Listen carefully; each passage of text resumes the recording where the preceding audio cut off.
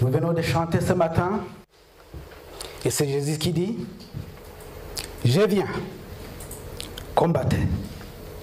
Je viens, combattez. » Et si nous devons mener la bataille, cette bataille, nous devons la mener à genoux.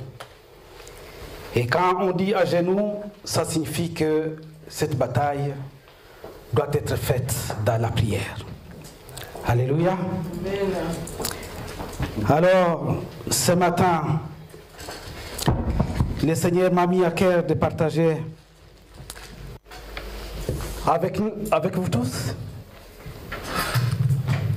un sujet que j'ai eu du mal moi-même. Un sujet que j'ai eu du mal moi-même à pouvoir développer, parce que certains points de ce message me touchaient personnellement. Et je me demandais s'il fallait que je le fasse. En le faisant, c'est comme si je me condamnais moi-même. Mais je pense que la parole de Dieu est là pour nous permettre de nous examiner, d'entrer au fond de nous-mêmes et de voir ce que nous sommes réellement pour lui. Il est écrit dans 1 Timothée, chapitre 6, verset 12. C'est l'apôtre Paul qui s'adresse à son fils spirituel Timothée. Et il lui dit ceci: combat les beaux combats de la foi. Saisis la vie éternelle à laquelle tu as été appelé et pour laquelle tu as fait une belle confession en présence d'un grand nombre de témoins. Alléluia.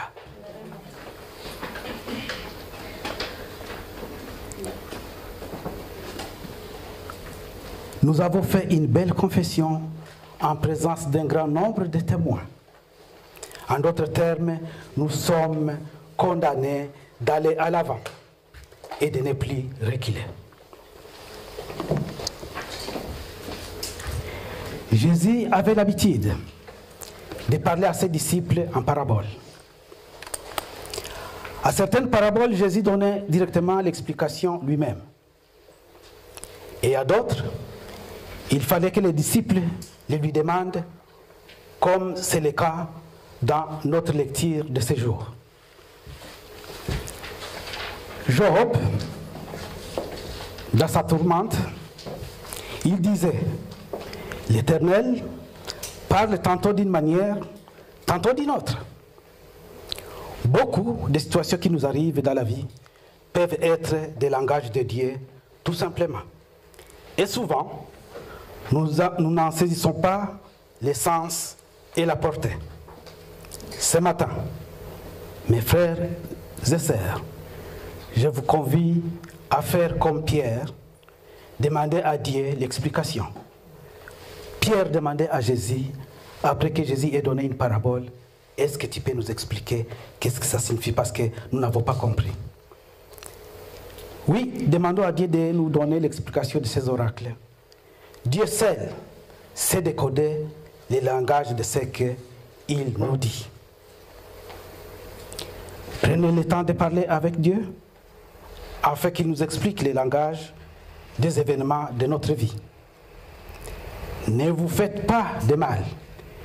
Ne dites pas que tout est fini, mais laissez Dieu vous dire quel est son plan pour vous. Alléluia. Après cette introduction, je vais demander à ma sœur Stéphanie de nous faire une première lecture. Ce texte se trouve dans Luc, chapitre 8, versets 1 à 18. C'est un texte très long. Je te laisse, ma sœur, l'opportunité de pouvoir nous lire ce texte. Luc 8, 1 à 18. Ensuite, Jésus allait de ville en ville et de village en village, prêchant et annonçant la bonne nouvelle du royaume de Dieu. Les 12 étaient avec de lui, et quelques femmes qui avaient été guéries d'esprits malins et de maladies. Marie, dite de Magdala, de laquelle étaient sortis 7 démons. Jeanne, femme de Chuza, intendant d'Hérode, Suzanne et plusieurs autres qui l'assistaient de leurs biens. Une grande foule s'étant assemblée et des gens étant venus de diverses villes auprès de lui, il dit cette parabole. Un semeur sortit pour semer sa semence. Comme il semait, une partie de la semence tomba le long du chemin. Elle fut foulée aux pieds et les oiseaux du ciel la mangèrent. Une autre partie tomba sur le roc. Quand elle fut levée, elle sécha parce qu'elle n'avait point d'humidité. Une autre partie tomba au milieu des épines. Et les épines crurent avec elle et l'étouffèrent. Une autre partie tomba dans la bonne terre. Quand elle fut levée, elle donna du fruit au centuple. Après avoir ainsi parlé, Jésus dit à haute voix, « Que celui qui a des oreilles pour entendre, entende. » Ses disciples lui demandèrent ce que signifiait cette parabole. Il répondit, « Il vous a été donné de connaître les mystères du royaume de Dieu. Mais pour les autres, cela leur est dit en parabole, afin qu'en voyant, ils ne voient point, et qu'en entendant, ils ne comprennent point. Voici ce que signifie cette parabole. La semence, c'est la parole de Dieu. Ceux qui sont le long du chemin sont ceux qui entendent, puis le diable vient et enlève de leur cœur la parole, de peur qu'ils ne croient et soient sauvés. Ceux qui sont sur le roc, ce sont ceux qui, lorsqu'ils entendent la parole, la reçoivent avec joie, mais ils n'ont point de racine, et ils croient pour un temps, et ils succombent au moment de la tentation. Ce qui est tombé parmi les épines, ce sont ceux qui, ayant entendu la parole, s'en vont et la laissent s'étouffer par les soucis, les richesses et les plaisirs de la vie, et ils ne portent point de fruits qui viennent à maturité. Ce qui est tombé dans la bonne terre, ce sont ceux qui, ayant entendu la parole avec un cœur honnête et bon, la retiennent et portent du fruit avec persévérance. Personne, après avoir allumé une lampe, ne la couvre d'un vase ou ne la met sous un lit, mais il la met sur un chandelier, afin que ceux qui entrent voient la lumière. Car il n'est rien de caché qui ne doive être découvert, rien de secret qui ne doive être connu et mis au jour. Prenez donc garde à la manière dont vous écoutez, car on donnera à celui qui a, mais à celui qui n'a pas, on ôtera même ce qu'il croit avoir. Amen. Amen. Prenez garde à la manière dont vous écoutez, car on donnera à celui qui a, mais à celui qui n'a pas, on ôtera même ce qu'il croit avoir. Ça fait peur, ça, hein? Qu'on puisse te prendre ce que tu as pour le donner à celui qui a déjà. Ça, c'est la première lecture. La deuxième lecture, ma sœur, dans 1 Timothée, chapitre 1, verset 18 à 20. 1 Timothée, plutôt, premier chapitre, les versets 18 à 20. 1 Timothée 1, 18 à 20. Le commandement que je t'adresse, Timothée, mon enfant, selon les prophéties faites précédemment à ton sujet, c'est que, d'après elles, tu combattes le bon combat, en gardant la foi et une bonne conscience. Cette conscience, quelques-uns l'ont perdue, et ils ont fait naufrage par rapport à la foi. De ce nombre sont Hyménée et Alexandre, que j'ai livrés à Satan, afin qu'ils apprennent à ne pas blasphémer. Amen. Amen. Combattre les bons combats de la foi, c'est très très important, car nous parlons ici de notre éternité.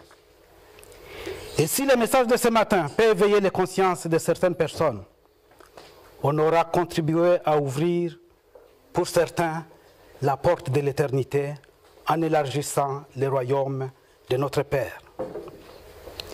Oui, Jésus parlait souvent dans un langage lisible, accessible, mais il lui arrivait aussi à parler dans un langage codé imagée, donc en parabole. Et ceci pour deux raisons. C'est ce qu'il a donné dans l'explication. En premier, Jésus voulait enseigner d'abord à ses disciples et à tous ceux qui étaient sensibles à ses paroles. D'une certaine manière, c'était pour éliminer certaines vérités qui semblaient être difficiles à comprendre. La deuxième raison, le pourquoi Jésus parlait en parabole, il enseignait en parabole, c'est parce qu'il tenait à voiler, à cacher la vérité à tous ceux qui ne croyaient pas en sa parole.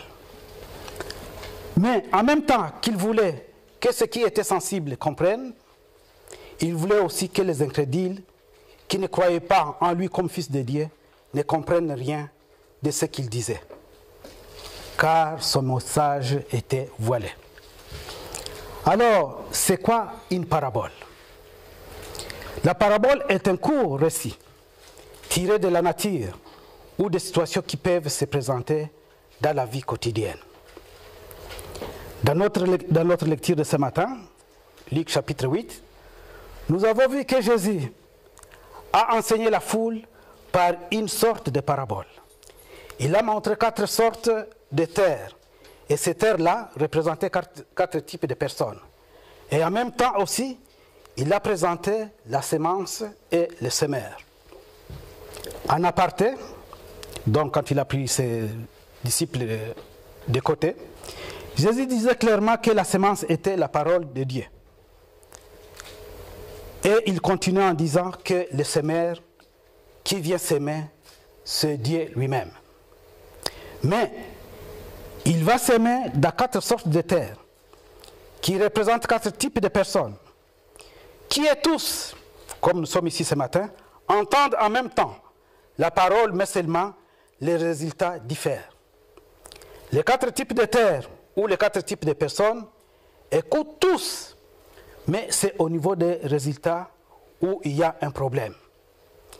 Il y a des terres qui produisent et il y en a d'autres qui ne produisent pas. Il relève que le problème, ce n'est pas au niveau de celui qui sème, mais le problème est beaucoup plus au niveau de la terre qui n'était pas suffisamment préparée à recevoir la semence. Il commence à expliquer, à parler de la première terre. Il dit que la première semence est tombée le long du chemin. Les oiseaux et les hommes l'ont piétinée. Jésus explique. Il dit que cette première image, cette première parabole, représente les individus qui écoutent, mais à qui le diable ne laisse pas le temps pour que cette semence grandisse en eux. Ce qu'ils écoutent, le diable vole cette parole afin que cela ne produise pas en eux la foi qui doit les amener au salut. Au fait, nous avons ce genre de personnes à l'église. Des personnes qui viennent à l'église mais qui ont des pensées ailleurs. En même temps qu'elles sont physiquement présentes dans la présence de Dieu, écoutant la parole, en même temps, elles sont spirituellement absentes. Leur esprit se trouva ailleurs, focalisé sur autre chose. Bien-aimé, tu peux être physiquement présent devant Dieu, mais spirituellement, tu es absent. Si tu es devant Dieu, en même temps que tes pensées sont ailleurs, même s'il fallait que Dieu agisse pour toi, il n'agira pas. Car Dieu ne compte pas seulement les gens qui sont là, physiquement présents, mais il compte aussi ceux qui sont spirituellement attentifs à ce qui se passe, à ce qui se dit. Et le diable est aussi présent. Il cherche toujours les bien-aimés qui sont distraits pour les voler la semence qui est sortie pour les bénir. C'est ainsi que tu verras des personnes qui, année après année, qui mènent toujours la même vie, vivant dans la même situation, dans les mêmes péchés, alors qu'ils écoutent le même message qui a béni d'autres personnes, mais lui, il n'a pas été béni. Ici, le problème ne réside pas au niveau de la parole ou le message donné, mais le problème c'est que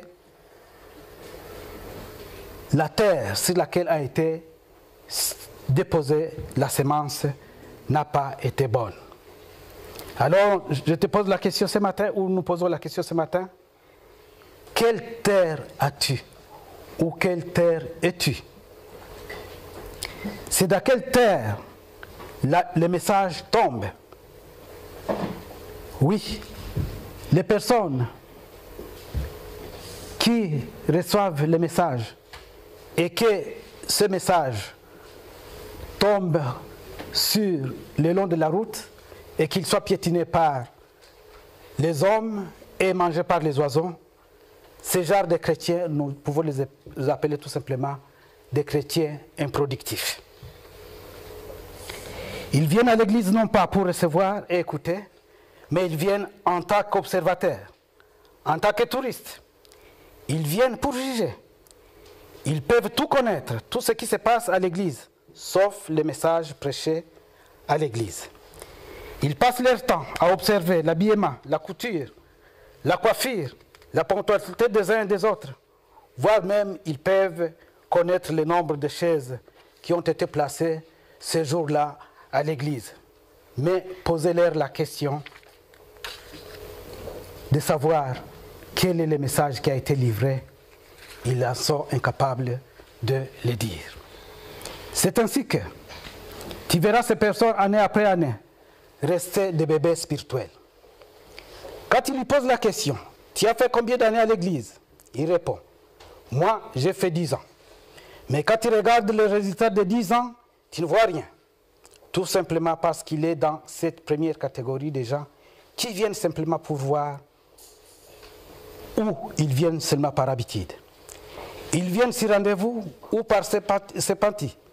Ils viennent pour autre chose plutôt que pour écouter et retenir afin de mettre en pratique la parole de Dieu. Ce genre de personnes ne produisent rien à l'Église. La plupart de ces personnes sont les sources de problèmes de l'Église.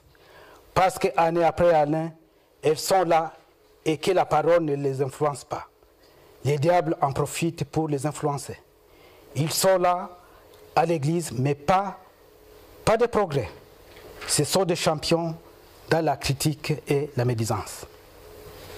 Notre église est comme ça. C'est ce qu'ils disent. Notre pasteur est ceci. Mes frères et sœurs sont comme ça, etc., etc. Mais quand il s'agit de savoir comment Jésus est, là, ils ne connaissent plus rien. Ils connaissent tout de l'église, mais ne connaissent pas Jésus qui est le chef de l'église. Pour lui, quand il vient à l'église, c'est pour voir les choses. Il vient voir la décoration de l'église, il vient apprécier les filles, il vient apprécier les hommes, mais ce n'est pas ça la priorité, mon frère et sœur, quand nous venons dans la maison de Dieu. C'est pour écouter les messages qui viennent de Dieu. Quand nous venons à l'église, ce n'est pas pour apprécier les cadres, c'est pour se laisser influencer par la parole de Jésus. C'est pour être changé, se laisser transformer, c'est pour quitter l'ancienne vie et embrasser une véritable vie nouvelle en Jésus-Christ. En tant que cette transformation n'est pas ta priorité, et tant que cette transformation n'est pas ta priorité, tu resteras la même personne inchangée, vivant toujours les mêmes médiocres styles de vie, ayant toujours le même péché, restant toujours un bébé spirituel. Ta présence dans cette église n'est pas pour venir apprécier les choses, mais comme tu ne sais pas pourquoi tu viens à la maison de Dieu, rien ne pourra t'influencer ni changer ta nature. La deuxième catégorie de personnes dont Jésus parle dans cette parabole, c'est la semence qui est sortie et qui est tombée sur les rocs. Mais elle n'avait pas de racines en profondeur pour pousser. Il y a certaines personnes qui sont à l'église, elles écoutent la parole, elles ont une certaine dimension de foi, mais seulement cette foi ne dure pas longtemps. Elle vit juste une foi de quelques instants. La foi de la personne peut tenir pendant le culte, mais dès qu'elle quitte la maison de Dieu, elle ne sait plus faire, elle ne sait plus mettre en pratique la parole qu'elle a entendue. sa foi n'était qu'un feu de paille. Au fait, le problème n'est pas au niveau de la terre. Il y a des rocs, des pierres qui empêchent les racines d'aller dans les profondeurs et la semence de produire. Ce sont les personnes qui ne veulent pas commencer par les niveaux plus bas et grandir avec Dieu. Nous pouvons les appeler des chrétiens fashion. Bon, chic, bon genre, des chrétiens insouciants. En même temps qu'ils choisissent d'être chrétiens, tout en côtoyant, ils continuent aussi à côtoyer le monde. Il peut passer sa soirée dans une boîte de nuit, mais très tôt le matin, il se prépare pour venir les premiers au culte. On se pose la question de savoir c'est quelle force qui l'amène dans les boîtes de nuit et c'est quelle force qui les pousse de venir à l'église le matin. Pour lui, il vit sa chrétienté selon sa propre définition.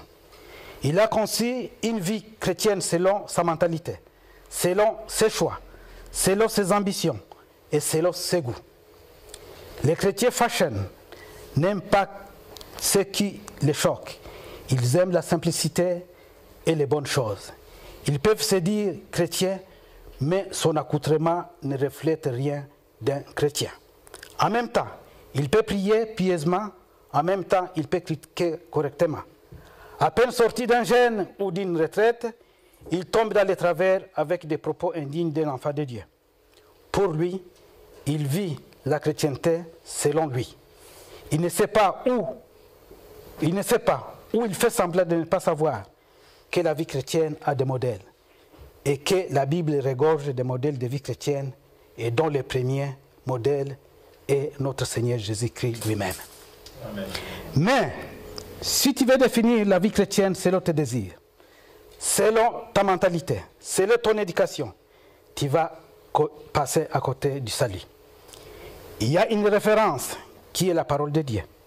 Si tu la lis, tu comprendras comment est-ce que les chrétiens doivent marcher ou se comporter. Les chrétiens que nous avons appelés fashion peuvent prier, peuvent avoir des responsabilités dans les différents services de l'Église, mais sa façon de parler ou de se comporter ne reflète rien des bons disciples de Christ. Très souvent, les chrétiens fashion ont des types de langage. Quand il se trouve dans un milieu de chrétiens, il a un langage de chrétien. Mais quand il se trouve avec ses bons amis païens, ils ont un bon langage de païens. Voici un exemple concret pour illustrer cela. Il y avait une jeune fille, un jeune homme qui était collègue d'université. Chaque fois que la fille quittait la fac, elle allait s'échanger. Les garçons lui posaient la question de savoir pourquoi à chaque fois que les cours finissent, elle va d'abord changer ses habits avant de rentrer à la maison. Elle répondit, c'est parce qu'elle doit d'abord passer à l'église pour prier avant de rentrer chez elle. Donc, le jeune homme lui a dit clairement, tu as les habits pour l'université et c'est pour aller à l'église? C'est ce que nous voyons parfois ici en Occident, dans nos foyers. Les jeunes filles, parfois, quand ils sortent de leur maison, elles sont habillées correctement, mais elles ont dans leur sac un autre habit. Aussitôt qu'elle aura tourné le dos aux parents, loin des parents, elle va mettre sa petite jupe qui aguiche les jeunes gens sur la route. C'est un peu l'image de ces chrétiens que nous appelons fashion. Quand on voyait la jeune fille à l'université, personne ne pouvait s'imaginer qu'elle était chrétienne. Elle parlait comme les autres, elle trichait comme les autres, elle faisait des choses bizarres comme les autres. Elle se comportait comme les autres. Il faisait pire qu'un païen. Il y a des gens que, quand tu les vois dans la vie courante, tu ne sauras pas que ce sont des chrétiens. Mais une fois à l'église, c'est Seigneur, nous t'adorons. Seigneur, nous te célébrons. Seigneur, nous nous prosternons devant toi. Oui, Seigneur, nous nous prosternons devant ta sainteté. Mais la vie chrétienne, ce n'est pas ici à l'église, mes amis. Ici, nous sommes tous comme des saints. Mais la vie chrétienne sévit chez nous, dans nos foyers, dans nos maisons, à l'université, au travail, au marché. C'est là où l'on a besoin de voir qui est chrétien et qui ne l'est pas. Ici, il y a moins de chances que quelqu'un te manque de garde. Il est difficile, voire improbable que quelqu'un puisse t'insulter ou t'injurier. Ici, tu es un frère qui est bon. Ici, tu es un homme bien. Mais chez toi, quel témoignage donnes-tu? Dans nos maisons, comment agissons-nous? Si on vient te chercher en demandant, est-ce que le serviteur de Dieu, le frère tel est là? Est-ce qu'on nous répondra avec joie ou avec des questions d'étonnement? Du genre, ah bon? Quel frère? Il est serviteur de qui? Lui? C'est vous qui le connaissez comme frère, chez vous là-bas, mais pas ici. Mes frères, le témoignage, notre témoignage est important. Parce que c'est un chrétien fashion, Jésus est dans son cœur et pas dans son accoutrement. Jésus est dans son cœur, mais pas dans son langage.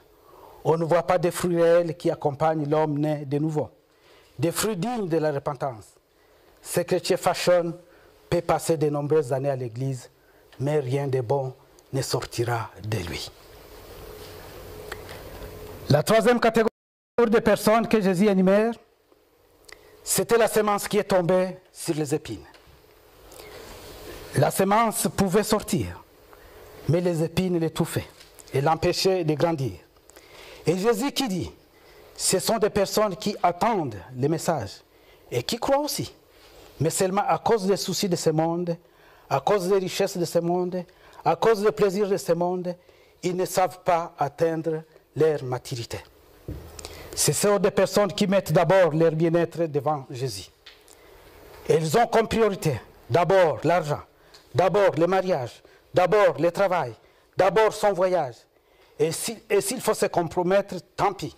Elles le font correctement, sans même se soucier de sa vie de chrétienté. Ces genres de chrétiens sont prêts à tout pour avoir ce qu'ils veulent, sans même tenir compte de leur état d'enfants de Dieu. Ce sont les chrétiens que nous appelons les chrétiens bénis-moi. Et ils ont le choix des messages qu'ils aiment. Quand ils leur parlent de sainteté, pureté, sanctification, éternité, ils se disent que tout ça, c'est la distraction. Ils veulent entendre des messages sur les secrets de la richesse, sur la prospérité. Ils veulent entendre les messages sur les trois dimensions de la grandeur. Comment saisir son mari, comment garder la bénédiction. Ils ont les messages propres à eux qu'ils apprécient. Quand ils viennent et que tu commences à parler de l'éternité, du péché, ils peuvent rester là par courtoisie pour ne pas te choquer. Mais ils sont ailleurs parce que ce n'est pas leur message préféré. Il faut vraiment prier pour ces gens-là. Les chrétiens, bénis-moi, sont des fanatiques des prophètes. Quand ils vont voir les prophètes, ils se soumettent à eux. Mais quand ils viennent à l'église face à la parole de Dieu, ils y sont rebelles. Pour eux, la prophétie vaut plus que la parole qu'ils attendent. Les chrétiens bénis-moi ont aussi du mal à atteindre la maturité parce qu'ils trient les messages, alors que parfois, les messages qui peuvent apporter le changement en eux sont les messages qu'ils refusent. Mais bien aimés, c'est beau d'avoir des richesses, c'est beau d'avoir du travail, mais cela ne doit pas prendre la place de Dieu. Jésus a dit, cherchez d'abord le royaume de Dieu, et le reste vous sera donné par-dessus tout. Quand tu poursuis le royaume, il est possible que le reste t'accompagne. Mais quand tu poursuis le reste, il est possible que tu perdes aussi le royaume. Mais quand tu marches dans la sainteté, et il est possible que tu bénéficies aussi de la richesse. Mais en poursuivant la richesse, ce n'est pas forcément dit que tu rencontreras ta bénédiction et la vie en Dieu. Pour un chrétien bénis-moi, tout tourne autour des intérêts. Tout ce qu'il aime, tout ce qu'il aimerait entendre, c'est de savoir où est son intérêt. S'il n'y a pas d'intérêt, il n'a pas besoin de ça. Imaginez, même que dans les messages dans lesquels tu cherches ton intérêt, très souvent tes intérêts sont matériels et financiers, alors que Christ aimerait que la parole prenne d'abord la première place en toi. Si la parole prend la première place dans ta vie, il est possible que la maturité soit possible et quand on atteint la maturité, Christ peut te donner des responsabilités. Le problème avec Christ, ce n'est pas qu'il refuse de te bénir, ce n'est pas qu'il te refuse le travail, mais non plus son souhait est que tu atteignes d'abord la maturité. On dit qu'aussi longtemps que l'héritier est un enfant, il ne diffère pas d'un esclave. Mais quand tu es mature, on peut te faire confiance et te confier des responsabilités de gérer des biens. Mais quels sont ces parents qui seraient prêts à donner ces richesses à un enfant qui n'est pas capable de gérer cela? Même les parents les moins sages attendront d'abord que l'enfant atteigne la maturité avant de lui confier quoi que ce soit. Si nos parents peuvent attendre longtemps avant de nous confier la gestion des biens, à plus forte raison, comme Jésus, qui va au-delà, peut nous confier les choses importantes quand nous ne sommes pas matures, quand nous sommes incapables de pouvoir les mener à bien. Les chrétiens béninois, ils prennent Jésus comme une banque, la prière comme une carte bancaire, et l'église sont comme des guichets. Tant que ces guichets ne me servent pas, je vais changer de guichet. C'est ainsi que nous voyons des déplacements de fidèles d'une église à une autre. Pour toi, Jésus est une banque. Et quand tu viens à l'église, tu crois être dans un guichet. Tu viens faire sortir l'argent, parce que tu l'avais déjà demandé en prière. Quand tu pries, tu crois que ta prière est comme une carte que tu introduis dans les distributeurs. Et là où il faut introduire la carte, c'est l'église. Et tu viens à l'église pour retirer l'argent. Bien-aimé, Jésus n'est pas une banque. Il est plus qu'une banque. C'est pourquoi mon frère et ma sœur, si tu observes ton cœur et que tu vois que tout tourne autour du bien-être, tout tourne autour de l'argent, tout tourne autour des biens matériels, tout tourne autour des intérêts et des intérêts, arrête-toi un peu et réfléchis. Beaucoup de personnes iront en enfer, tout simplement parce qu'ils auront mis autre chose devant Dieu.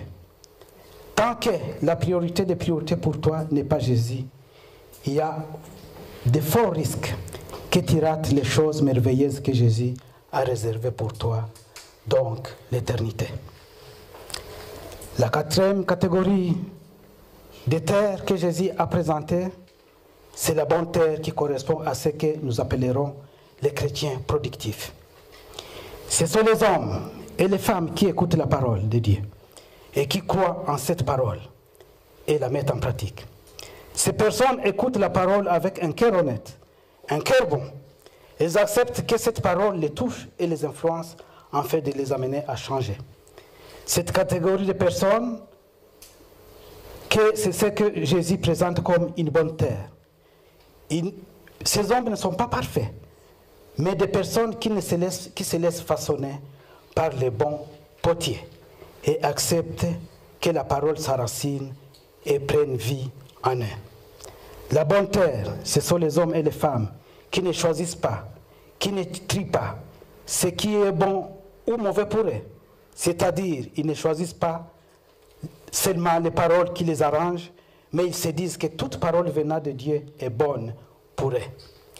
Même si cette parole dérange, même si cette parole fait mal, même si cette parole contrarie et blesse, ces personnes l'acceptent comme telle et disent « Je reçois, c'est pour moi », parce que la parole de Dieu ne sort jamais sans un objectif précis.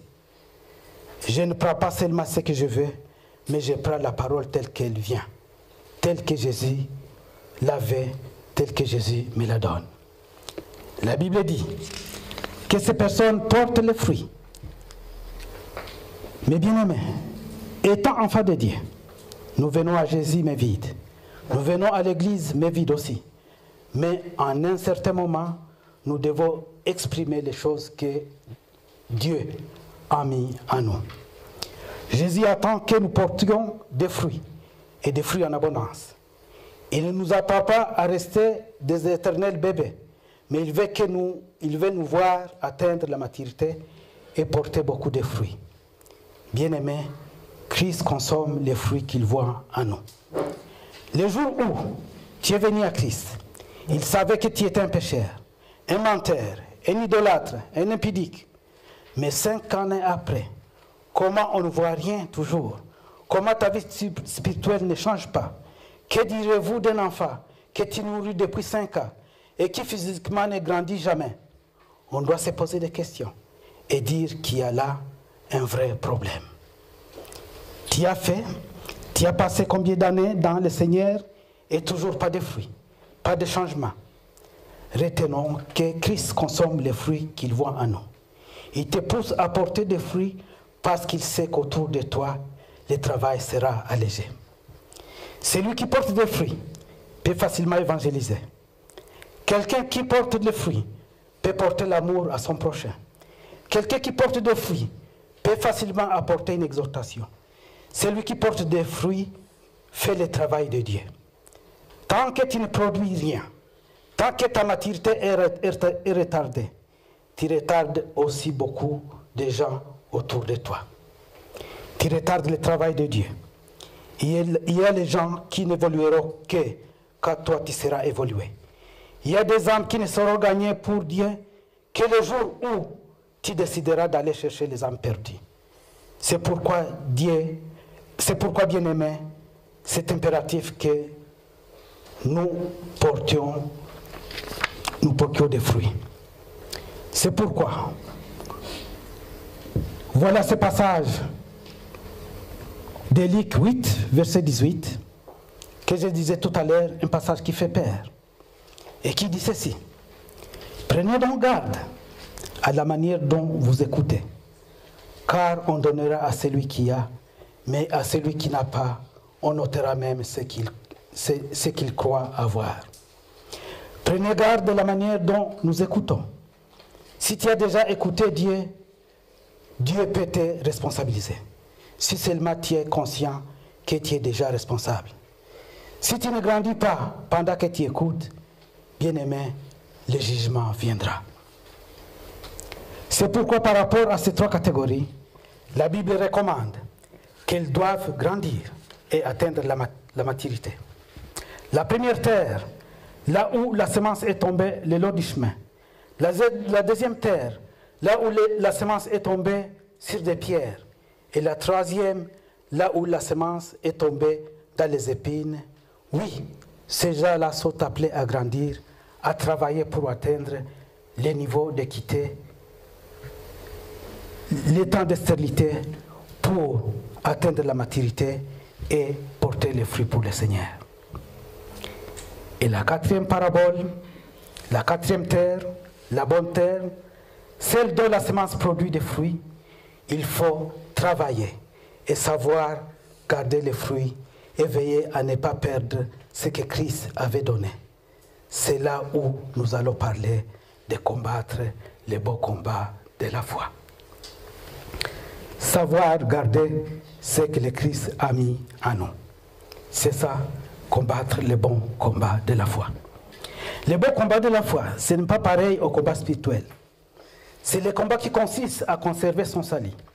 Avoir le salut est une chose, mais conserver le salut, c'est une autre chose. Personne d'entre nous n'a payé quelque chose pour être sauvé. Nous avons tous été sauvés par grâce. Personne parmi nous n'a payé un prix pour son salut. Mais par rapport à garder son salut, c'est là où il te faut des efforts. C'est là où tu dois payer un prix. C'est pourquoi même si tu es la bonne terre, même si aujourd'hui tu produis des fruits et que tu plaises à Dieu, c'est bon que tu marches dans la sainteté. Ce qu'il te faut maintenant, ce que Christ te demande, c'est de conserver ce que tu as déjà pour que les fruits demeurent. Il arrive à un certain moment que les chrétiens qui ont fait une longue marche avec Dieu se disent j'ai assez fait.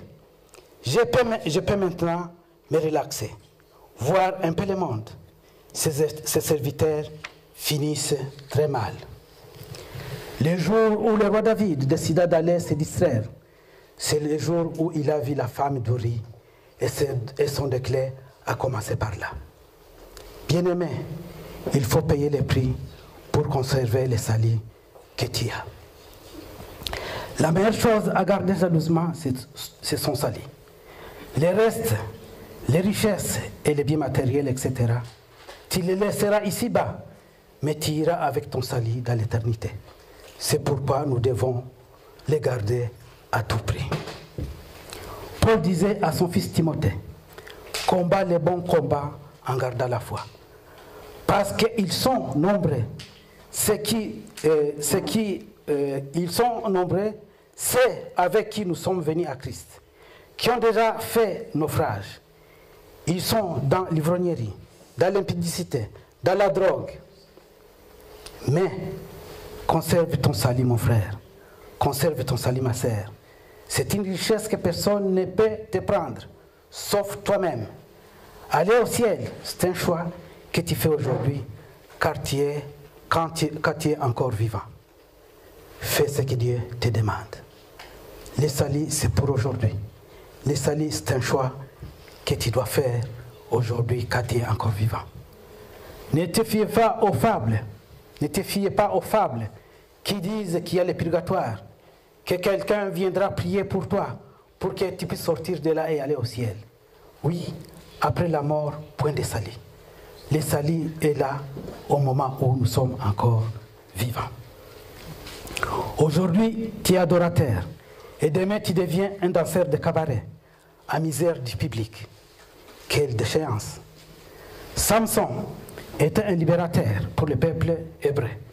Mais à la fin de sa vie, il est devenu un divertisseur. On le prenait, on l'amenait dans les cirques pour amuser les gens. Faisons attention de ne pas perdre ce que Dieu a mis en nous. Faisons attention de garder jalousement notre salut. Frère, le diable est rusé. Ne crois pas que parce que tu pries beaucoup, le diable aura peur de toi. Plus tu t'approches de Dieu, plus le diable multiplie les pièges pour te faire tomber correctement. Imaginez, c'est après les 40 jours de jeûne dans le désert que le diable s'est présenté pour tenter Jésus. Satan n'a pas eu peur de la puissance de Jésus. Satan n'a peur de personne. Il y a des endroits que tu ne peux plus fréquenter quand tu es un enfant de Dieu. Même si tu es rempli d'onction, même si tu parles en langue plus que tout le monde, tu dois éviter ces endroits-là afin de garder la meilleure des choses qui est ton salut. C'est pourquoi il faut mettre fin à tes anciennes relations pour pouvoir t'entraîner dans le péché. Il y aura certains endroits où tu ne pourras plus y aller. Des personnes que tu fuiras parce que tu n'as pas su garder ton salut. Parce que tu auras honte de toi-même en y allant. Car les gens qui t'auront connu comme frère, comme serviteur de Dieu, qui prêchaient l'évangile, les gens qui te savaient comme étant un bon chrétien et que aujourd'hui tu ne l'es plus, à ce moment-là, tu auras honte de les rencontrer parce que tu auras honte qu'ils puissent te juger. À la fin de la vie de Salomon, l'histoire qu'on peut lire dans 1 Roi, chapitre 11, verset 4, la Bible dit ceci, que son cœur n'était plus totalement à l'Éternel à cause de ces nombreuses femmes qu'il avait prises. Elles ont incliné son cœur vers d'autres dieux, au point de devenir idolâtre.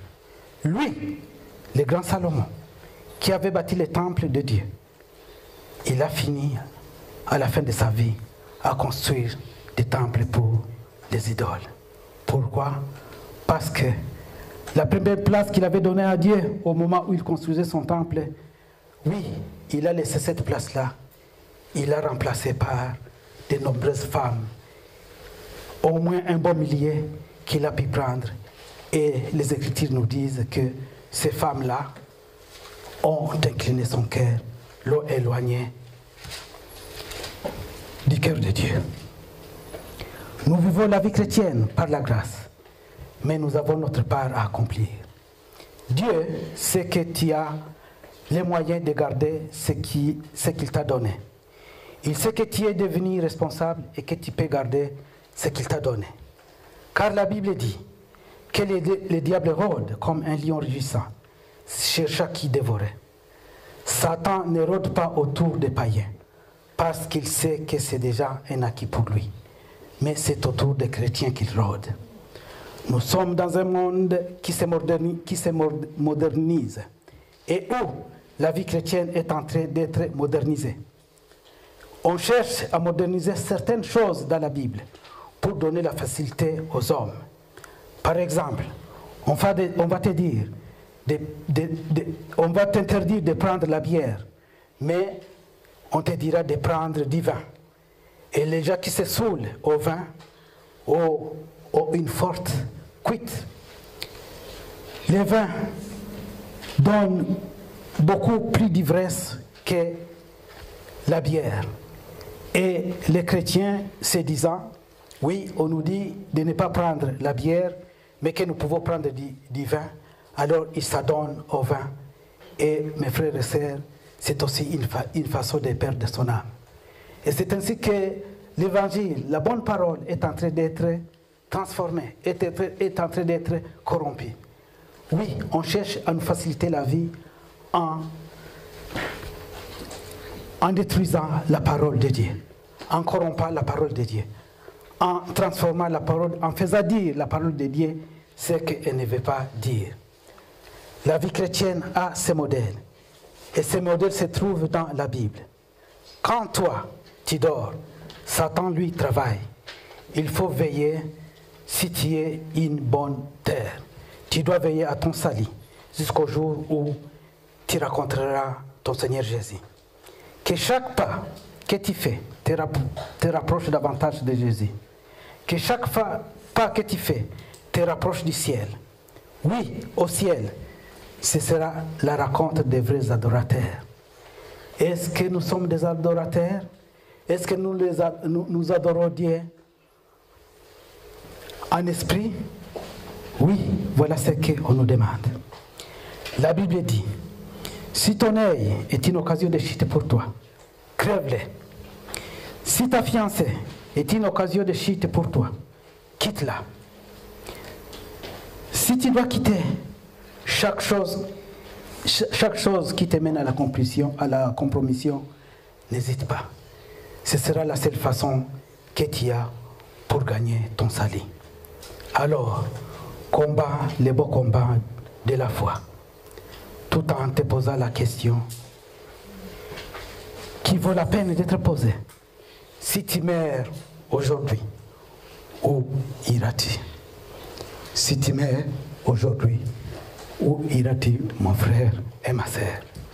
Que ce message touche nos cœurs et nous amène à la repentance. Au nom de Jésus. Amen.